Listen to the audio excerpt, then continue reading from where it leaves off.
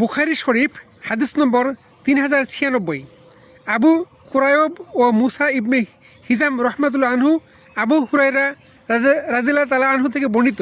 তিনি বলেন, রাসূলুল্লাহ সাল্লাল্লাহু আলাইহি ওয়াসাল্লাম বলেছেন, তোমরা নারীদেরকে উত্তম উপদেশ দিবে, কেননা নারী জাতিকে পাঁজরের হাড় দ্বারা সৃষ্টি করা হয়েছে, আর পাঁজরের হাড়গুলোর মধ্যে উপরের হাড়টি অধিক বাঁকা।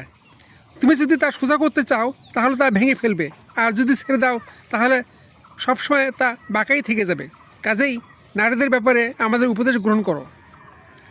এরপর হাদিস নম্বর 3097।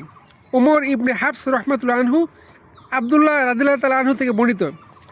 সত্যবাদী সত্যনিষ্ঠ হিসেবে স্বীকৃত রাসূলুল্লাহ সাল্লাল্লাহু আলাইহি ওয়াসাল্লাম বলেছেন, তোমাদের প্রত্যেকের সৃষ্টির উপাদান স্বীয় মাতৃগর্ভে 40 দিন পর্যন্ত জমা রাখা হয়। এরপর অনুরূপভাবে 40 দিনে তা আলাকা অর্থাৎ রক্তপিণ্ডে পরিণত হয়। তারপর অনুরূপভাবে 40 দিনে তা গোশতের টুকরার রূপ লাভ করে। এরপর আল্লাহ তার কাছে 4টি বিষয় নির্দেশ দিয়ে একজন ফেরেশতা পাঠান।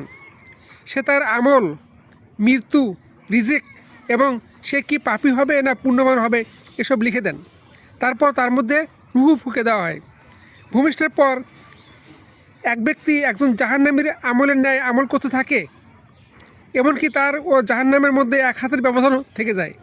এমন সময় তার ভাগ্যের লিখন এগিয়ে আসে, তখন সে জান্নাতবাসীদের আমলের ন্যায় আমল করে থাকে, ফলে সে জান্নাতে প্রবেশ করে।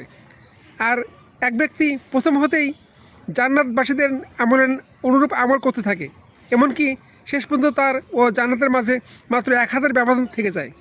এমন সময় তার ভাগ্যের লিখন এগিয়ে আসে, তখন সে জাহান্নামীদের